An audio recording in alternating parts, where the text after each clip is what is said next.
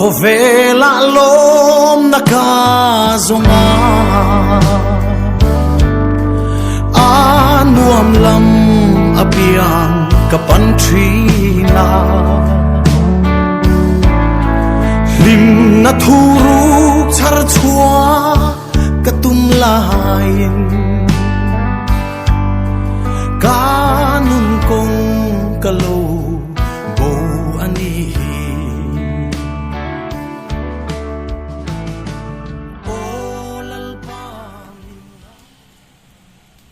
fish and chips ami tu ani he fish a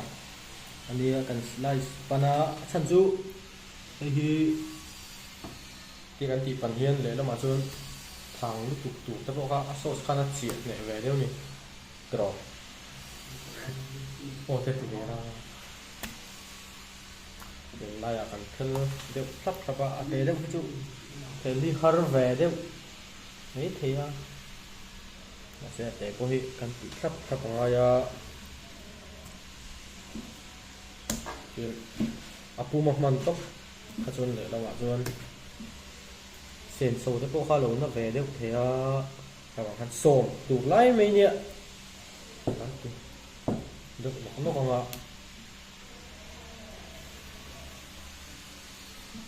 cái tấm lẩu chiếm mày à cái gì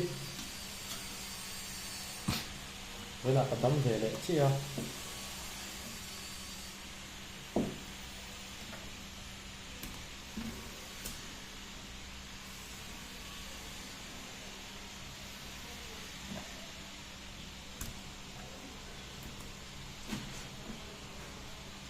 tiền khen rút té đấy cái form lầu thi đâu à mà sẽ liền lệ tới gần cắn đã phim rất là ví dụ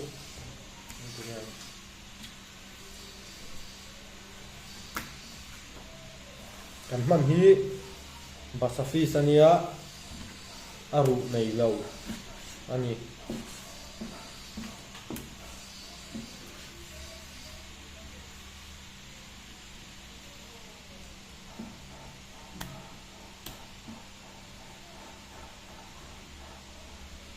sapa hi alai tak yen khel tu ra ni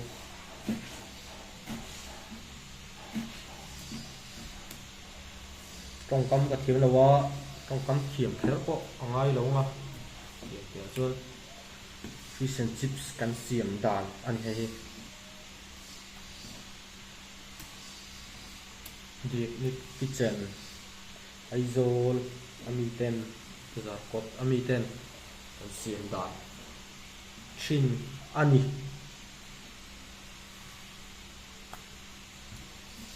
tốt tới đi nè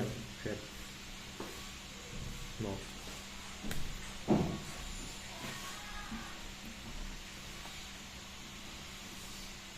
Okay. Xin nó bằng sổ luôn nhé. Đây đây này.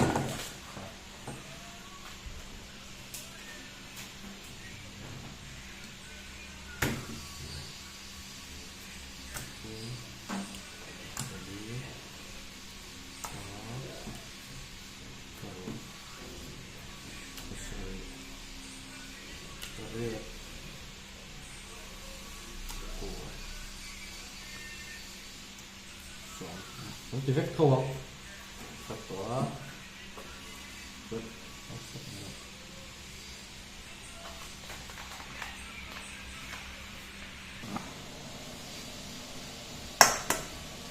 Nó sâu sạch của con như thế gì? Đồ khăn, đúng ạ. Có video có hiền, người là mà khăn không có không bao nhiêu cái sản xuất.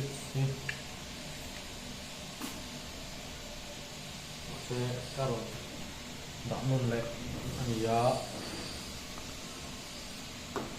chuan hi ji kai se ma zo thang tu tu ti re na han ania chuan black pepper ne dania ko pot boka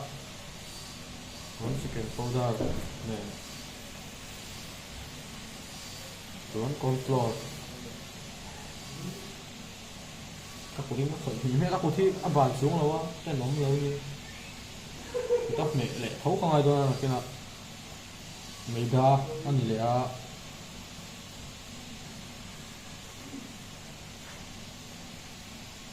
mix sang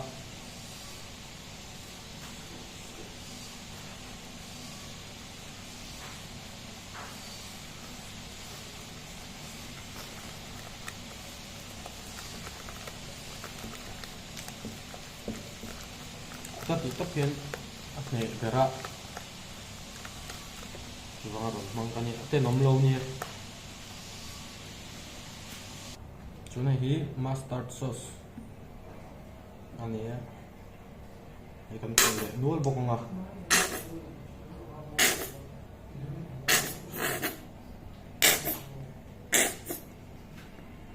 tục tục ngoài chuan ta hiền sang fish kan chan ho hi kan da lu danga chuan kan chianga hemi a hian breadcrumbs a hian kan coat lenga chuan kan fry to mai don ni a chips to french fries kan fry le to danga chuan sauce kan ron ang lo breadcrumbs hi chang thop rau bịt mấy ăn đơn sản phẩm khô rau hair som grind som sản phẩm khô rau này chúng ta chỉ làm tổ chức thì khiêm cột mà đi rồi đâu rồi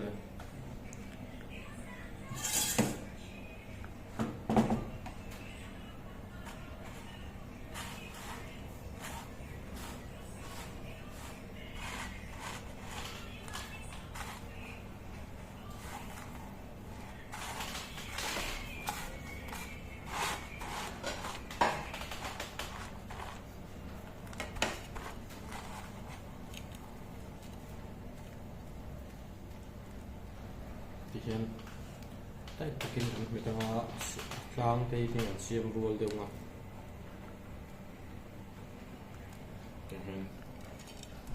fry tổ mấy đôi tiền được vắt khai mấy vái thì vái lạc chân lâu những phần lắm tiền được vắt khi này tổ mấy tên để hộp bộ ha nên cần nêm lên bẹt anh ấy chứ ăn thịt luộc vậy à mua vốn rất là nhiều khó cái nuông lẩu lẩu mua vốn lẩu mi tâm lẩu vậy đấy nghĩ ăn chứ ở phổi cái mà sao trên các rồng cân đòn lẩu thì chắc chắc là cái rồng cân lẩu à cái đâm lẩu thì đấy à cái đâm lẩu tắc lẩu đâm lẩu tắc thì nên đâm lẩu tụi nó sẽ lọt ngoài lẩu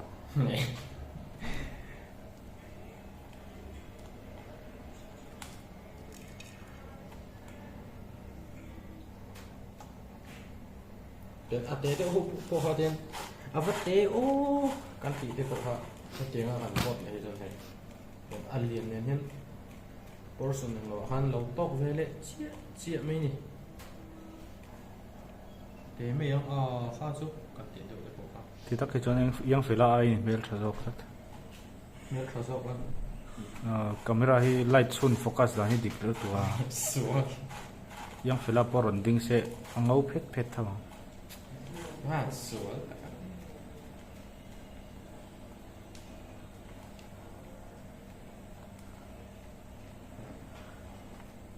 mà tiếng ai còn nào khăn thì lẩu lên cái gì tiếng nghe ý giải thiêm thấu gì nào mà ôi rồi Samsung ai hiền Samsung là cái gì nó sang liền ai hiền giải thiêm do cái gì đó tiểu lẩu sang liền ví dụ ô thì mồi Samsung ha cái trần niên thì chắc mà tụi có uy quá mấy giải thiêm xuân na nha giải thiêm lẩu thì chân chẳng chứ giải thiêm mà ai thiêm anh đâu ốm về tụi con ăn mà xét mình sẽ giúp bạn bênh hình nào đâu cần thiêm tỷ giống thật tỷ giống đây nắng vết ta sẽ trong cần bụi đó Samsung nó hay cho có uy này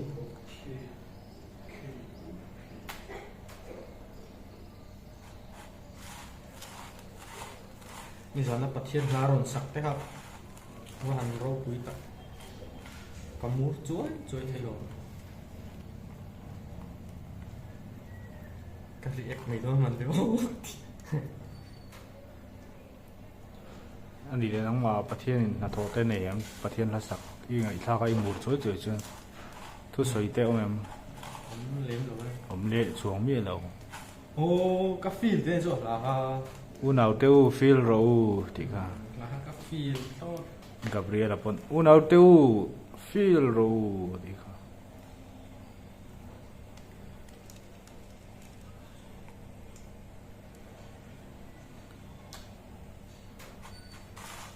เริ่มทำสิ่งต่างๆแล้วนะ โอ้ไม่วิดีโอที่กันเที่ยงอีตีได้กันดัดโดนทักโดมไง อ๋อเราโตลงไหมอ่ะ ดัดต่อลง ทุยรู้ตัวกังทุยพวกเขามีตั้มตัววิวลงบ่ ไม่สอมเจ้าแล้วเนี่ย สวัสดีฟรายส์ลงทับตัวอาชิปสตูร์ฮะผมไม่ไป สวลเวครับไหม สมัยเฟล่าดูที่โอ้ย ยังเฟลาไลท์ เนี่ยสมัยนี้ สักแต่จุยเงาตักได้ไหมอ่ะที่เฮียนอีหลังทะเล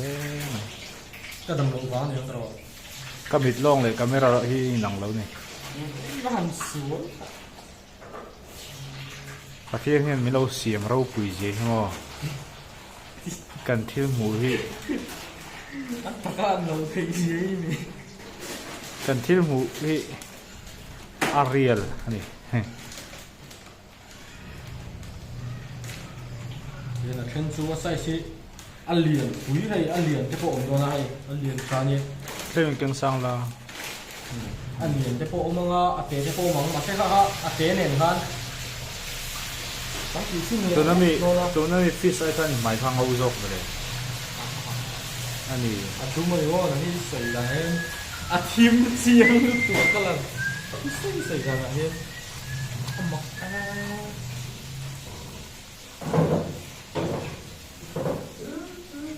ถ้ากันดูตกพ่อตา ไม่มีบิ๊กซ์ อุณเอาเต้าฟิลเรา ทีนี้อ่ะที่สันติทำให้ bread crumbs กับอีกครับผมมันจะแพ็กที่นี่ทีนี้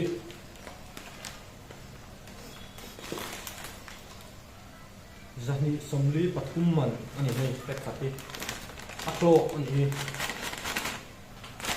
มีตอนให้ตั้มตักช่วงเทตัด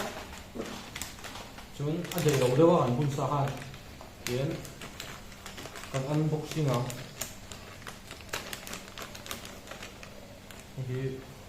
เรียนเรียนอะไรเนี่ยกันจะคอนเซ็ปต์ของเรา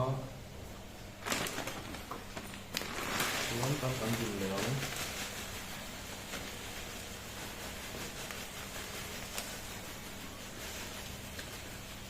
เราเสียงเวลิเตนของคนแค่เตียงแค่เลยตัวร้อมเราหนิคนช่างทบดอรันสองอังชีค่ะขัดเตียงค่ะอีเขาเราวิละตีเราวิละตีเราแค่เราคนเนี่ยa great song เพลงนี้เป็นไงขัดเตียงมิโซตรงนี้โอ้อี เกรนดาราที่คนเฮลซงไม่หรอ grinder ในเราที่พ่อน้องเทียอาจารย์ส้มเท กูที่นั่นหน่วยส้ม หน่วยส้มเล็กเทนี่ส่วนเสียงที่เสียงแบบที่เจ็ดสภาพพวกบาซ่าเราก็ยังทีละกันนะทีละบาซ่าเราก็ยังตุ้ยทุ่งในหมู่บ้านติดชิ้นนี่หรอเราติดชิ้นเดียวตัดตุ้ยเลยตุ้ยเราเชื่อนะบาซ่าเราว่าเราติดชิ้นเลยแต่บาซ่าแค่เราก็อารมณ์ไล่สองขบวนเลยสไตล์ละมันเททุ่งตุ้ยทุ่งคือเซลล์ก็คือเซลล์ จริงๆรู้ไล่ส่งอีบนเลสเทงอ่ะ อารูเราส่งพันละชั่ว รู้เราไล่ส่งขบวนเลสตัวเจ้าก็ลง โอ้เต็มส่วน รู้แต่สุบนเลสครับ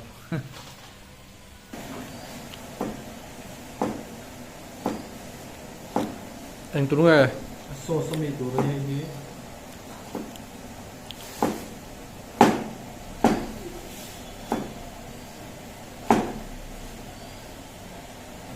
fish and chips ami sauce ami to ania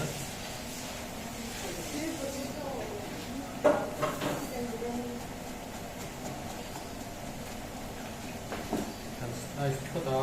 kan tiang beri chuan tu zo kan se zo kan top le a chuan kan chop le lo ni tiang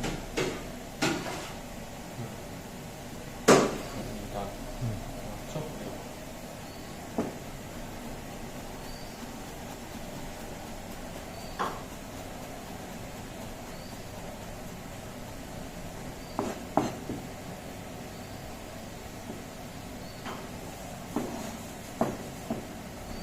tartar sauce to run with fish and chips and sauce to cut.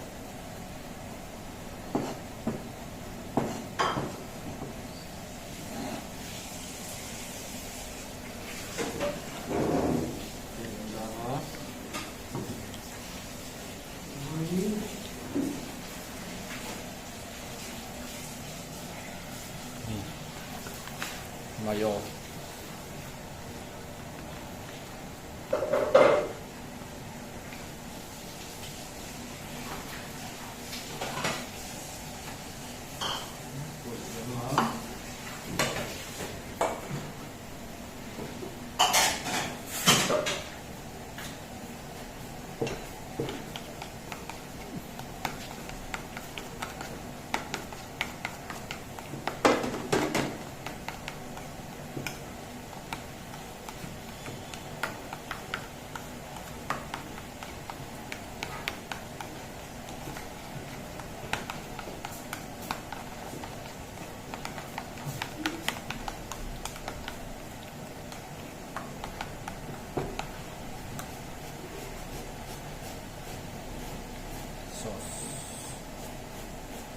Tani.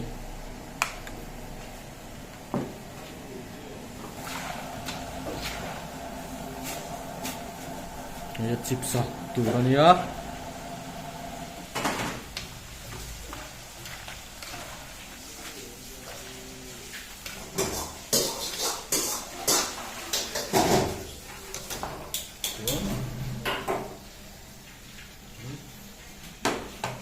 Fish akan fry dong. Silakan kitaเป็นแบบคงไปเรียบร้อย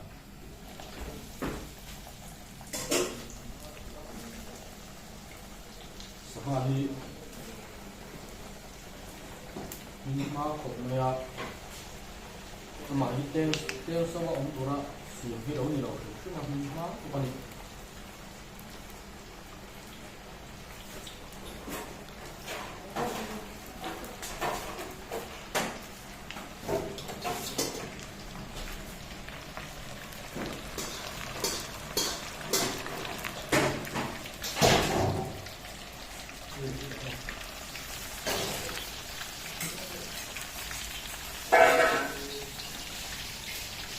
Kata chips, French fries. Fries ini mah, ada sengaja gitu ya. Arang sendok sang don nih.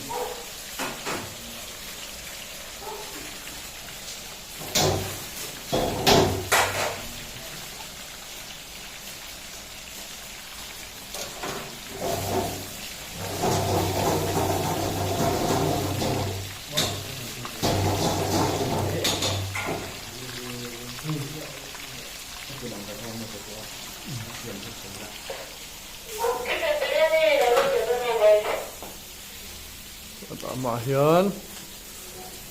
beef chảo khôi về lại mấy cái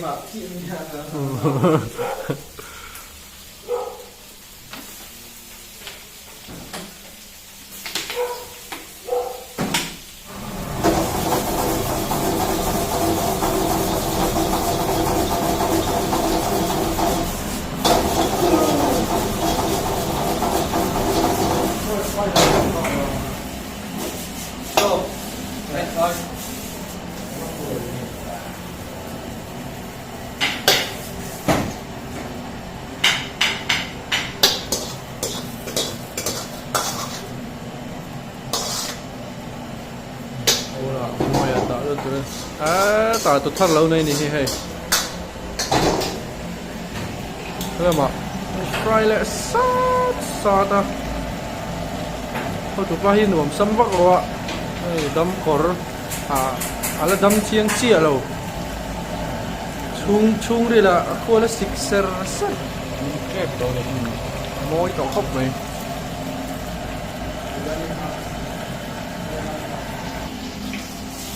biryani to siam le a ngamo biryani ka pat ni ăn lu ka thế lát về thôi này đấy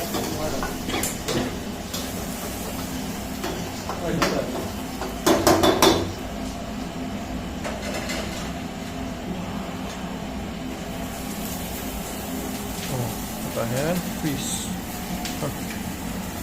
cái nào ha có gì cầnเลยem nút cái thì con tùy đồ này fresh cook mày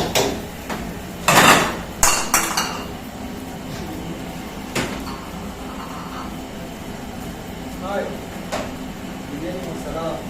ở đây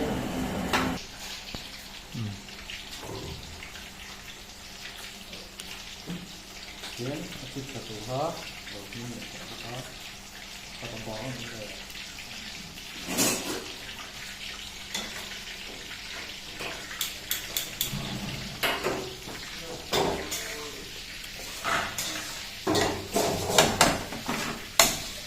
tùy độn em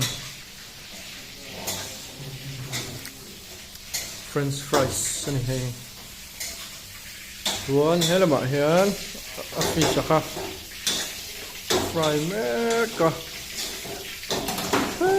mà biryani rice tour lo khoi moga lak ber tu pa ka shelo ya vir kwal mop mai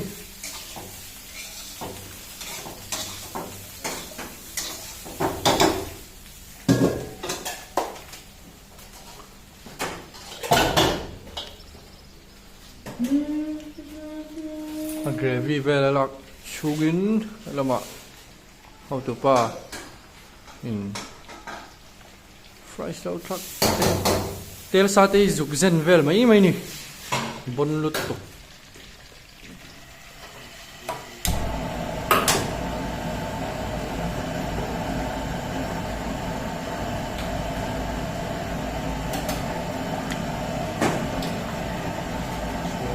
hay min to tùy hai và diễn thôi rồi gravy cả lẩu xiêm lại một tôi hay là bạn chicken powder của nó thì em biryani masala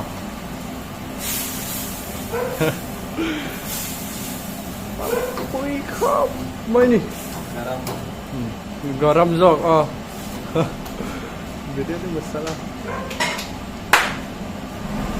share share te sai ha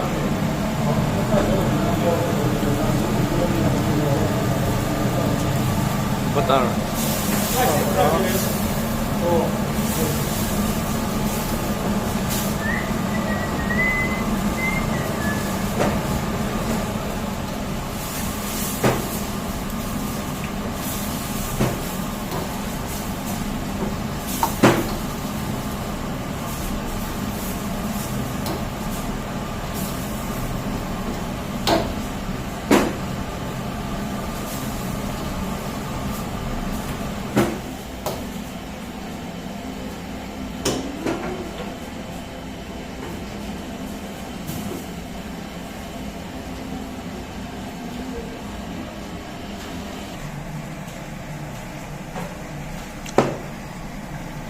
Here, fish and chips ami a fish a khan to ni tiam a chips haron pilang to a tui don lupo ani ya ta biryani kha này mấy con xiêm dầu to boka khati hani phot me ro se bye bye u